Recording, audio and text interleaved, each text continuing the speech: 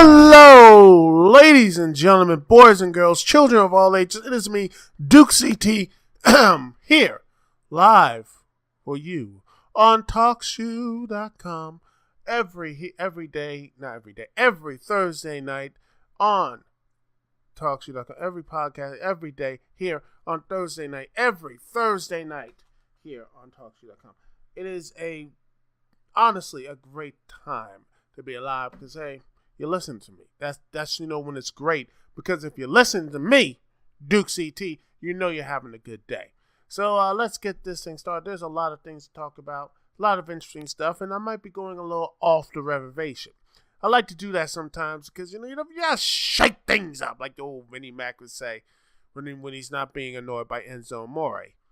So at this point, it seems like that gimmick is basically a shoot at this point. But I ain't gonna talk about that. We're gonna talk a little about Fandom Fest. Yes, another Fandom Fest.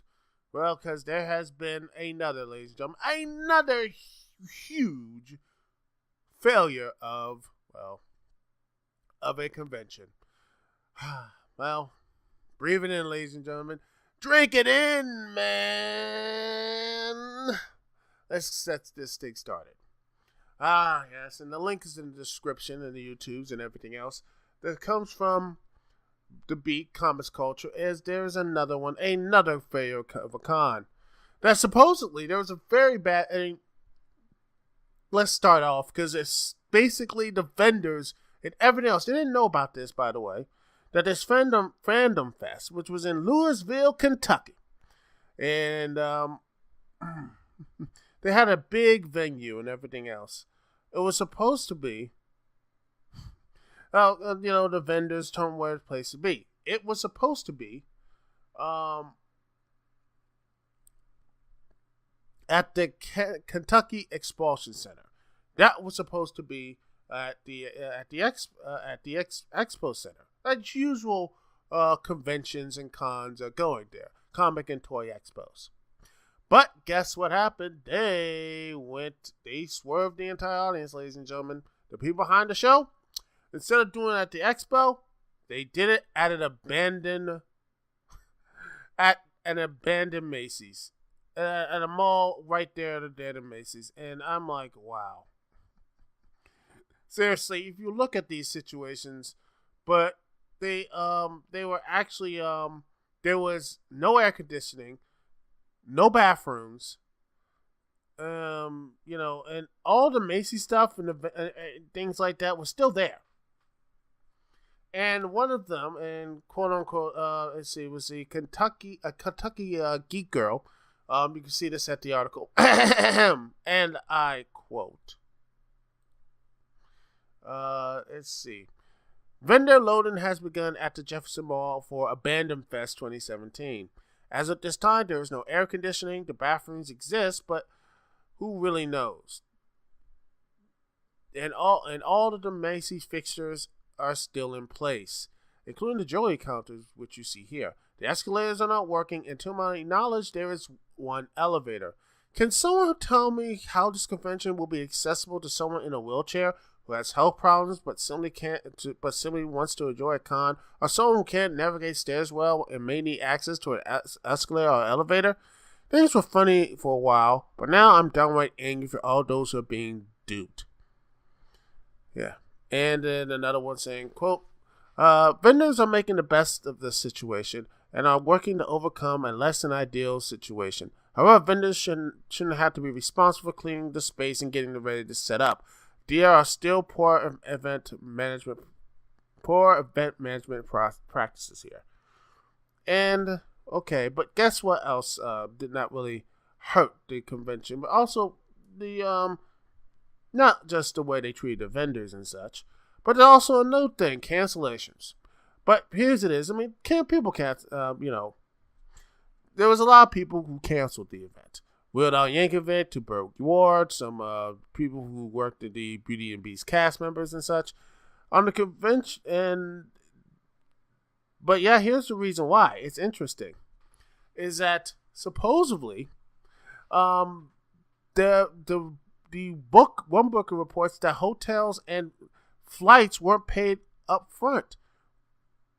Wow, they weren't paid up front to come to the state. They didn't take care of them. And Charlie Adler, the Twitter here, says, I didn't exactly cancel. They did not even confirm travel and our accommodations, with the 2 deadlines accepted to do so. It was all on them. So yeah, a lot of people canceled because they could not confirm travel and accommodations. In fact, this is not the first time they have done such a thing. It was actually supposedly back in 2013. John Barrowman, a man, supposedly could not, no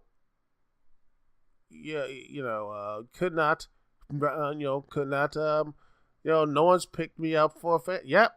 No one picked him up. No one picked John Barrowman. Also, Colin Baker, the former one of the Doctor Who doctors, he was at his hotel, sitting in his room, basically has no schedule, didn't have a schedule, didn't have information, everything. And he says, quote, he says right here, anyone at Fandom Fest today who was waiting for my panel, the cancellation was nothing to do with me. I was ready and willing. That is just sad. That is terrible. Let's see. What other things that really piss people off is the fact that, the other guests and such, that, but the people did show up, like Sting. Seriously, poor Sting. I mean, he came up to this con and just looked at this. He's like, oh, God dang it. It looks terrible. It was he probably did a, signed an autograph and smiled and gave some people a show. And also you had other people like Matthew Lillard, some some of the cast members of Stranger Things. And yeah, I feel bad for them. And, that sort of thing. And people, the attendees sold out $100 for autographs. And yeah, they did. They put up money for like people who want to. Majority of people, they sat there with the wheeled out, all the stuff like, oh, I can't wait to get the autographs. But no, they were pissed off. Say, hey, what about a refund? He says, quote, no, they sold out, and says, and the convention website says there will be no refunds. Says, it says it makes, and there's and actually here's a quote at the local paper. It says, it makes you want to pull your hair out and just scream at somebody. It should never gotten this bad, and it does, because he was buying tickets, but then found out the day of. And in fact, in other places, reputable cons, as the article says, they will refund photo ops and autographs which are paid. They will refund them. It says, they would actually, if something like that happened. In fact, there are some people who do cancel cons and say, if good cons will say, I want to make the people happy.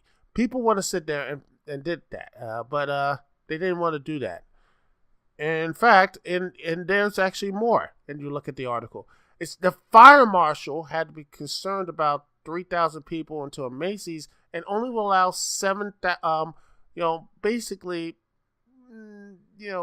only allow 1,700 at a time.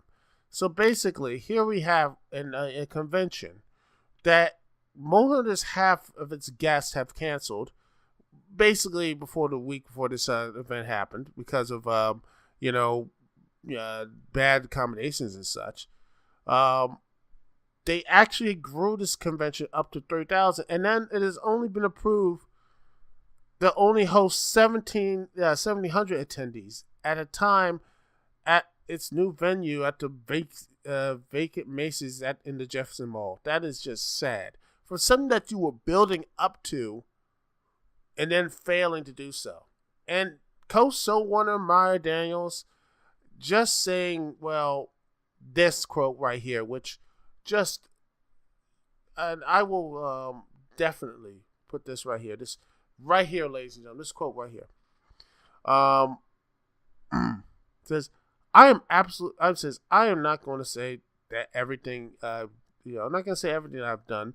that I made no mistakes. Absolutely, I made my mistakes, but has there been a time maybe fights weren't done on time that they wanted?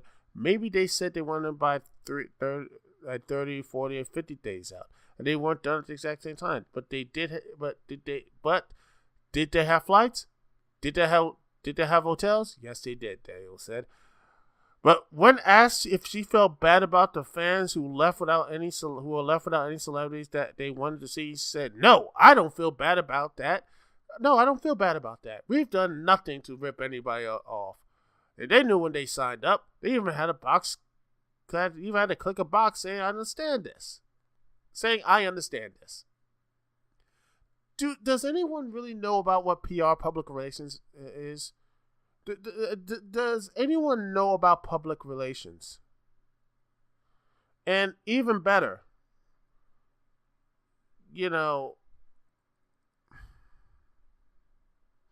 is that they are, this is going to have a lot of complaints. And basically there's,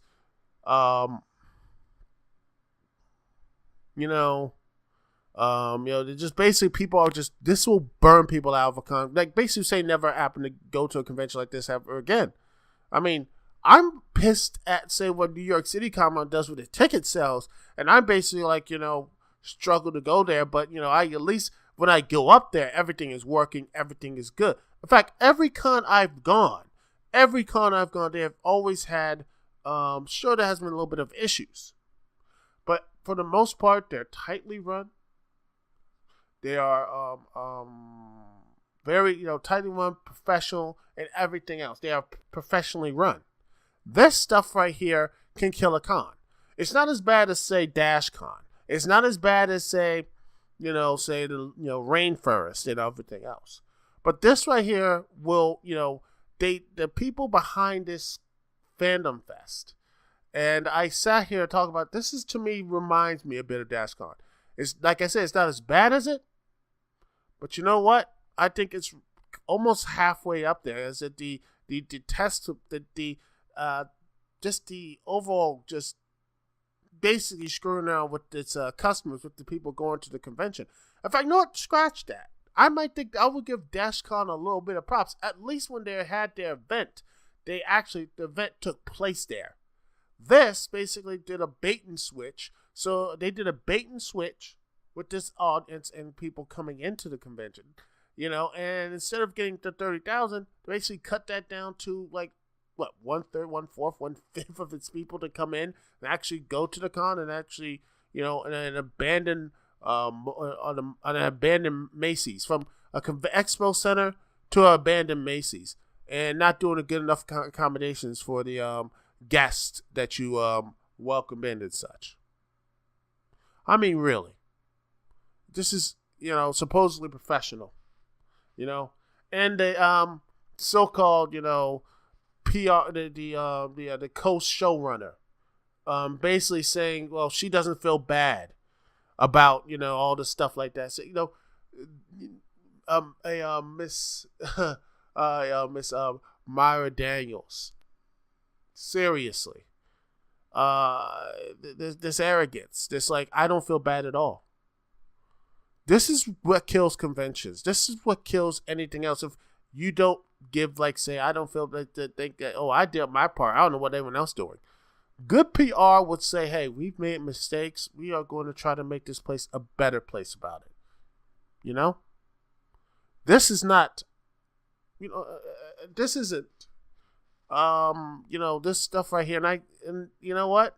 It's just, when you screw over your customers like this, and it's just, I sit here and I'm like, man, y'all could you at least actually care a bit? A little bit of caring goes a long way. And it seems like they don't care.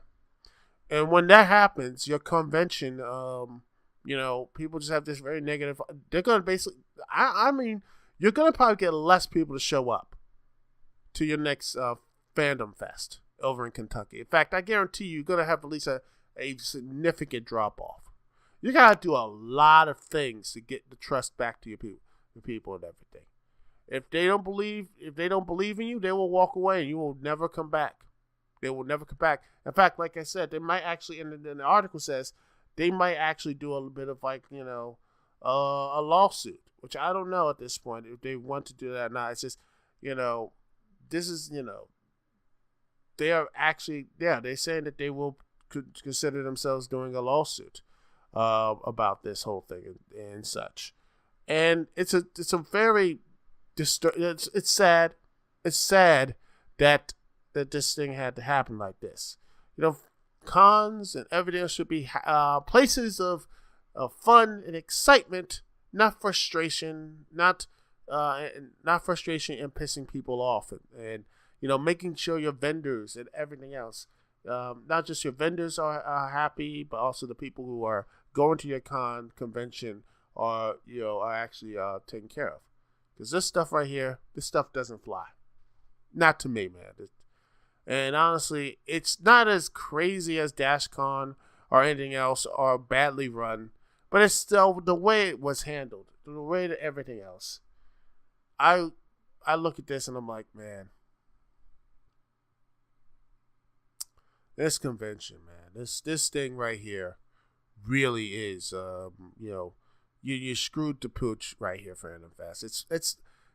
It's not bad as Rainforest and not as low, not as bad as say, not as horrendous as Dashcon and everything else. But to me, it's like a solid 3, unless you can find someone else, a top, probably one like that. Like if there was a Triforce or crappy conventions, I think this could be the number 3, Freedom Fest 2017. And if you can find anyone can tell me about a convention or con that was bad, if not worse than this, let me know in the comments, all right? Thank you. Anyway, I want to take a small little break, and let's play a little something here. Let's play some, let me see. Let me play something. Ooh, I haven't played this song in a while. Pizza in the Van, OC Remix, Teenage Mutant Ninja Turtles 4. It's really, song. It's not bad. I haven't played this in a while. And, it's going to be real fun. It's nice, nice little, fun little music there for the people, for the kids. And everyone else who's listening. Anyway, I'm going to take a small little break. Thank you so much for listening here live on the Dukect Lounge on TalkShoe.com. We'll be right back right after this. And we're going to be talking a bit of the SummerSlam matches here on the Dukect Lounge. Thanks so much for joining me here on the lounge, and this is me, Dukect. We'll be right back right after this.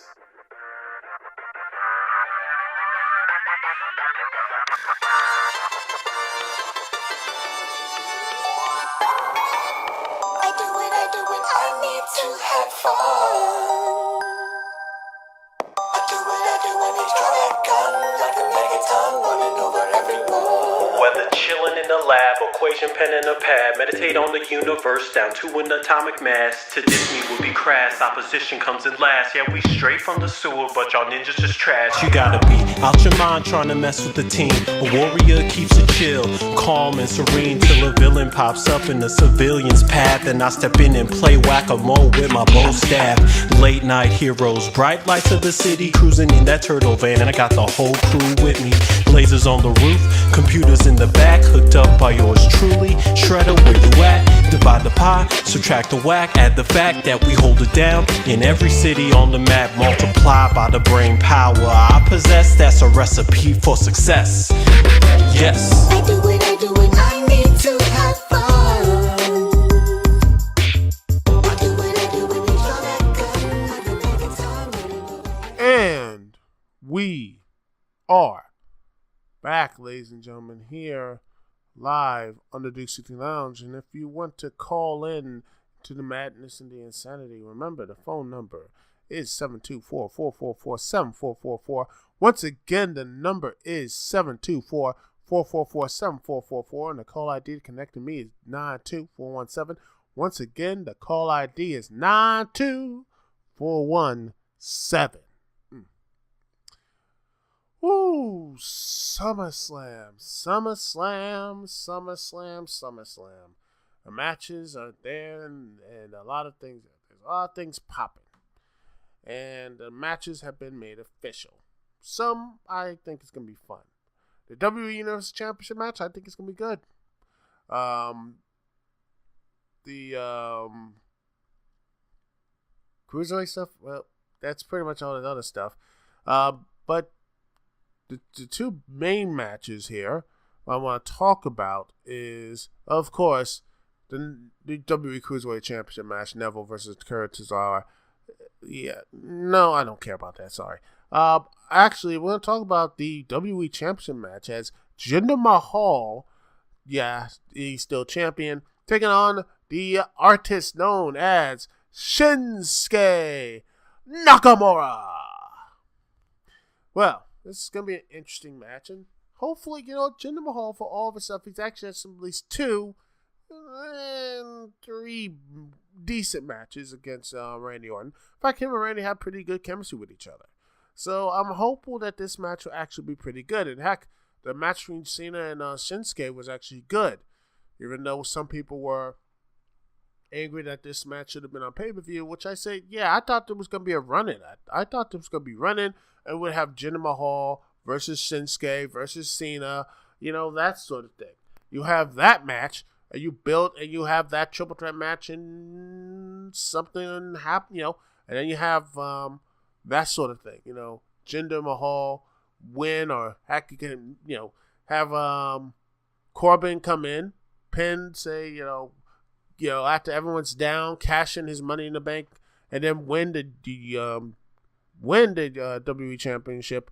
And he is like, yes, I am your new WWE Champion, and that sort of thing, which I expect this will happen here. But, yeah, I think this match will be good. I think it's going to be a decent match, but I'm just a bit worried because I don't know how the build-up, though, is.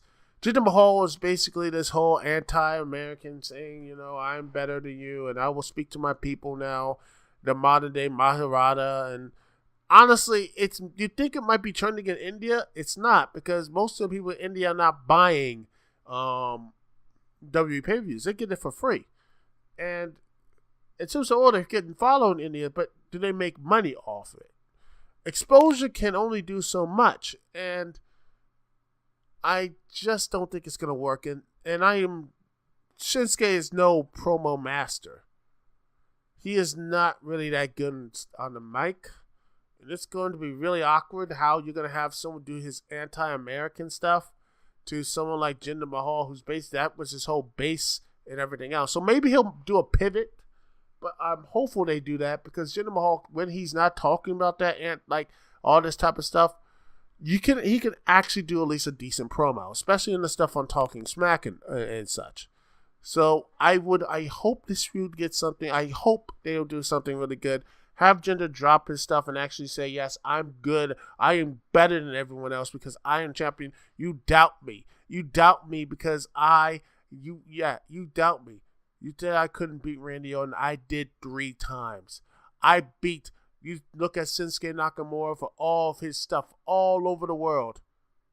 But yet he has never faced me, and I will beat him. I will destroy every single hero you have until you have no choice to look at me, Jinder Mahal, the modern day Maharata, and you will look and say, you will say, Jinder, you were right. I have no other choice to look at you and see how great you really are. Playing that insecurity route, that he needs that type of validation to the fan base, that sort of thing. Play that up and maybe have Shinsuke, not really talk, and have Jinder mock him or something. Maybe we can have him just take out the 2 Singh brothers and such multiple times and everything else. Make sure they're not in the match or something like that. That sort of thing. Maybe, hopefully. Because if it's going to be like a long promos of Shinsuke and Jinder Mahal doing the same stuff, like have Jinder saying the same things, and then Shinsuke trying to do the whole I'm loving America thing, it's not going to work. And I'm really hopeful they won't do that. I hope so. That's a lot of hope. The next match that I want to talk about, though, is this one. AJ Styles, Kevin Owens, U.S. Championship with the special guest referee Shane McMahon. Oh, joy. Because this is what I really want to see. Said no one ever. At this point, I hate this match. I do. They didn't have good chemistry last time. They barely had any good chemistry the first time, second time, third time, and now the fourth time with Shane O'Mac in the ring. No, these two don't have any chemistry with each other. They suck together. They're terrible. They're like, it's oil and vinegar. They don't work well with each other. And with Shane O'Mac in the mix, it's just going to get worse. And I expect this is going to cause Shane McMahon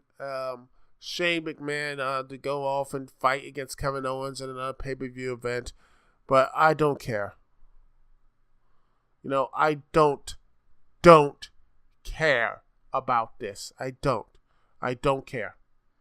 You know why I don't care? It's because, quite honestly, I am just sick. I am sick to death of this. I'm sick to death of this feud. I'm sick to death of Owens. I'm sick to death of AJ and this pointless mid-card crap. He doesn't need the U.S. title. He doesn't need all this other stuff, man. I'm just, it feels like we should just reverse that. Owens, I wanted Owens in the mid-card because I didn't care for him in the main event scene. And you know what? I'll buy this, that it wasn't his fault. I'll buy that most of that main event one wasn't his fault because they just wanted him to be comical and wanted to be the fourth wheel. I get that. Fine. But the way he's been booked now, the whole Face of America, another anti-American gimmick thing of the wash with all these anti-American stuff with not only just Owens, but also, Jinder Mahal. Let's see, what else? I think there's another one that's anti-American gimmick on SmackDown because that sort of thing, but I just can't deal with that. It's just still like there's too much stuff that just feels honestly just pointless stuff that's in the ether for SmackDown in a while, and they try to build up these matches. Same thing with Rusev. Oh, by the way, that's another dude who's now anti-American and such. And Rusev, who I like Rusev. I like Rusev. I like Rusev. I like Chad Gable. But those two have a match. It was a good match, but it was in the end pointless. And it was just set up for Rusev versus Randy Orton, a match I would like to see, but at the end of the day, it doesn't really do anything. What's the stakes? What's the purpose of it? That's to me just why. I mean, if they really want to do something interesting with it, I think the best thing they can do, ladies and gentlemen, would be to have, like, say, the next match gets a number one contendership for the WWE Championship or move up in rankings. Why not have a ranking system? I mean, at SmackDown's top stars, have them like a ranking system. Like I was watching, again, I watched WCW Great American Bash 91 for my next pay-per-view review for my 50th review of Last Review Standing. I watched that, and I'm like, even with all the troubles in that pay-per-view, and I will get to them, they had a ranking system. Why can't SmackDown or Raw have that? Have a goal for them to actually do it. If you win matches, you get pushed up there, and you get a championship match. Even if it's a throwaway, you show that the characters are growing, and you show that they are like there's actually a goal at the end. That's just having matches just to have the sake of matches.